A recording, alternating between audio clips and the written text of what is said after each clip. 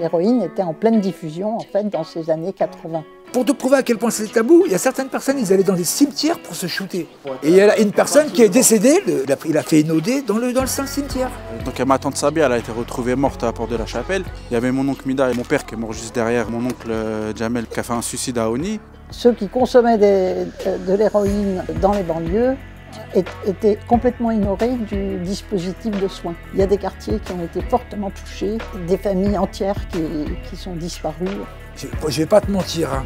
Il a été malheureux, Je vais vous raconter l'histoire d'une famille qui a été décimée par l'héroïne. Pour ça, petit flashback dans les années 1980, on retrouve Farid tout d'abord. Il fait partie de cette première génération d'enfants français nés de parents issus de l'immigration maghrébine.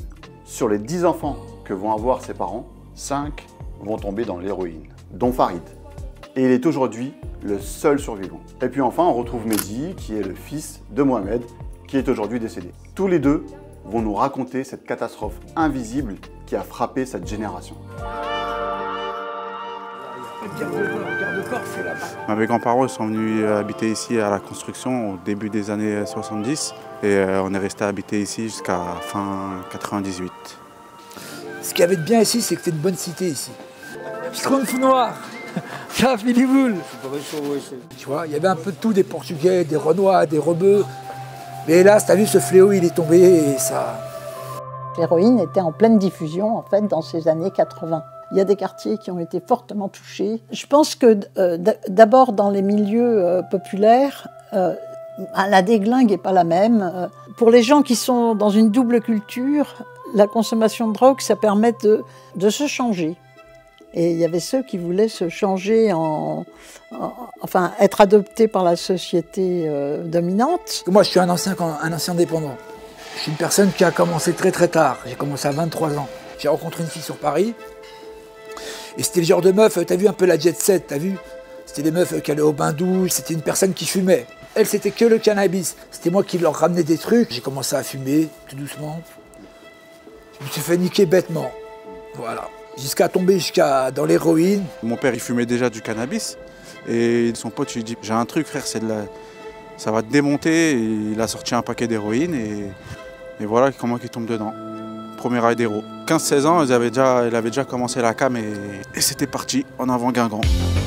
Ça serait se mentir de dire qu'on ne voulait pas ressembler à eux. On voulait tous être blonds avec des yeux bleus.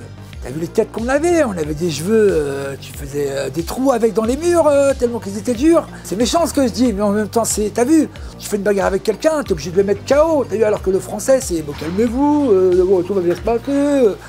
Et on avait envie d'être comme ça. Nos parents, ils venaient de l'étranger. Indirectement, ils voulaient ressembler aux Français. Je crois qu'on les a bassinés avec ça en vérité. Il faut que vous vous intégrez, il faut que vous vous intégrez, il faut vous intégrer. Et à un moment, c'est devenu un peu comme des Français. Déjà que c'est compliqué pour nous en 2024 ou moi dans ma jeunesse, mais alors pour eux, tu vois, ça devait être vraiment autre chose. Moi, mes oncles, ils n'auraient pas touché à la meuca. Ça aurait été peut-être des gens qui ont des sociétés à cette heure-ci, tu vois. Où nous, on ne serait pas, quand on est jeune, encore à chercher, alors que c'est eux qui auraient dû chercher et trouver leur place, tu vois. Nous-mêmes, on cherchait quand on était petits. Les familles ont été frappées par quelque chose qui les dépassait complètement. C'était quoi ce truc-là? C'était carrément un diable. On a appelé notre travail de recherche la catastrophe invisible, parce que comme elle était taboue, il n'y a eu aucune enquête de faite de façon rigoureuse. La mortalité n'était pas connue, c'était une rumeur. Déjà, on avait une honte de faire partie de parents qui étaient venus de l'extérieur pour venir ici travailler, et nous, on se retrouve à se droguer.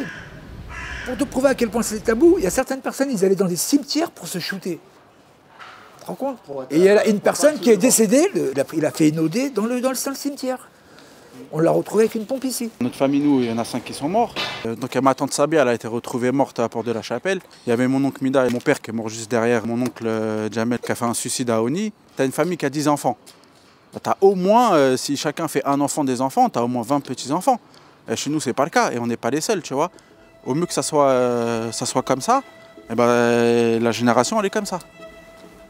Vous l'aurez compris jusque-là, les quartiers populaires sont touchés différemment par cette vague d'héroïne. Il y a une véritable urgence sanitaire à l'époque. La réponse mise en avant par les autorités est tout simplement la répression. Ouais, moi pour un gramme, ils m'ont envoyé en prison. Arrivant en prison, on te sortait, voilà, tu te sèvres à la sauvage. Alors que j'étais à 2-3 grammes d'héroïne. Alors, il n'y avait absolument pas de politique sanitaire. Les intervenants en toxicomanie, comme on disait à l'époque, eux, ils avaient une seule mission, c'était de désintoxiquer les gens. Et donc, pour tout ce qui est problème de santé, en particulier le sida, ça ne les concernait pas. Ils ne se sentaient pas concernés. T'as pas l'impression que tu es en train de te suicider, là? Si, je sais. Je me dégrade petit à petit, là. Je le sais, mais... Si on veut pas de moi, on veut pas de moi. Alors je préfère en finir comme ça et je me dégrade petit à petit, c'est tout. Selon Anne Coppel, les politiques de l'époque font tout simplement l'impasse sur le sujet de la toxicomanie, dans les quartiers populaires, mais aussi dans l'Hexagone de manière générale. Au final, c'est Jean-Marie Le Pen qui finit par s'emparer du sujet à des fins électorales.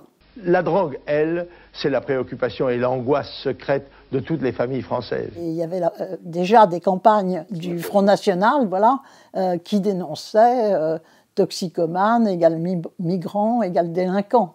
Je dirais que la prise de conscience qu'il y a eu une véritable catastrophe, ça s'est fait très lentement, en fait. Je parle pour moi-même, parce que je partageais la peur de tous les soignants que si on dramatisait trop, ça allait renforcer la répression. La gauche a été paralysée par le déni, en fait, c'est-à-dire surtout n'en parlons pas, laisser sous le tapis les cadavres. Et les seuls qui ont osé passer au-delà du tabou, ça a été quand même Michel Barzac, ministre de la Santé, sous le gouvernement Chirac, et qui a osé légaliser la vente de seringues. On n'avait plus besoin d'une prescription médicale pour avoir une seringue à partir de 1987. Et après, ça a été Simone Veil qui a osé aller contre son gouvernement pour imposer la politique de santé publique dite de réduction des risques. Et ça a été officialisé en 1999, donc très tardivement en fait. Et c'est ce qui a fait d'ailleurs qu'il y a eu une telle catastrophe. Alors on ne peut absolument pas la chiffrer. Un travail qui avait été fait au sein du ministère de la Santé, qui évaluait le nombre de toxicomanes à environ 200 000 ou 300 000. Le nombre de morts, par exemple, moi je ne peux pas dire quelque chose, mais je peux dire que des familles entières qui sont disparues, enfin donc bon. Non, Jean, ça va bien, la forme. Et donc, toi, tu penses que tu es un survivant? Ouais, sincèrement, ouais. Même plus qu'un survivant. Moi, c'est exactement quand j'ai perdu mon père.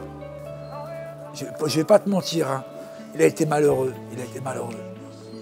Parce qu'il était perdu. Il savait pas quoi faire, il savait plus quoi faire. T'imagines un mec qui vient du bled et il rencontre ça? Il a jamais vu ça de sa vie, il voit ses enfants se droguer. Quand j'ai vu à quel point il a souffert, si je continue à me défoncer et rendre ma mère qui va rester malheureux comme mon père il a été, alors je me tue. Et ça m'a tellement fait peur que j'ai arrêté. Comment... Moi, c'est vague ça. Comment voir l'avenir quand t'as vécu certaines choses ou tout ça. Après, il faut être résilient, tu vois. Faut être résilient. T'es obligé d'être résilient de toute façon. Qu'est-ce que tu veux qu'on fasse? On va pas effacer le passé et le présent, on essaie de le maintenir comme il faut, tu vois. Comment dire ça? Ouais. Tu pourras jamais réécrire tout ça, tu vois.